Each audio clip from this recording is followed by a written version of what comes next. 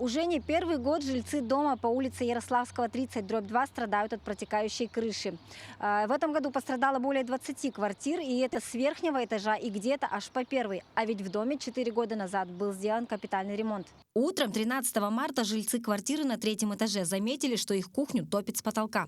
Поднявшись к соседям на верхний этаж, глава семьи обнаружил, что вода в их квартиру течет ручьем с крыши. Выяснилось, что это течет тающий снег с крыши. У него там в той комнате прям вообще сильно лилось.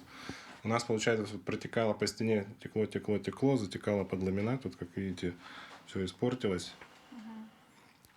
И в той комнате там еще обои все. Более того, в некоторых комнатах после аварии пропало электричество. Приходивший электрик сказал, что необходимо ждать полного высыхания и только потом вскрывать стены, чтобы выяснить, где произошло замыкание. А ведь это создает серьезную угрозу безопасности жильцов. Как бы у нас приезжал ЖК, пошел, включил автомат, думал, может, что-то высохло, ну и как бы до сих пор и нет. Всему виной управляющая компания, которая вовремя не очистила крышу от снега, считают жильцы дома. Но ЖКХ Губинский, который обслуживает дом, считает иначе. Управляющая компания сказала, что снег с крыши скидывать не может, так как 4 года назад здесь был в доме капремонт, в том числе ремонтировали крышу.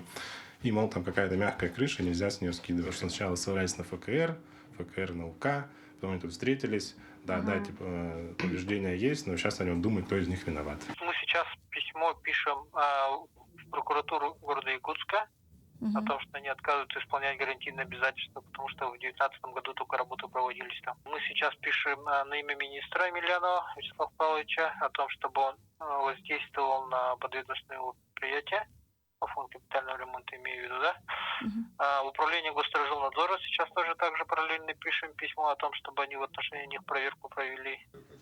По заявлению жильцов на место выехал инспектор управления государственного, строительного и жилищного надзора республики. И предварительные результаты не заставили себя ждать. Мы пока что дали предписание управляющей компании ликвидировать протечку кровли, и дальше будем разбираться. Но тут, скорее всего, разборки между управляющей компанией и фондом капитального ремонта будут проводиться на уровне судебных рассмотрений, а не нашего уровня. Пошла уже 2-я неделя, но снег так и не очищен. А ведь ближе к выходным ожидается потепление. Что ждет жильцов многострадального дома? Редакция нашего канала будет следить за ситуацией. Мария Кардашевская, Джулстан Иннокентьев, Якутск.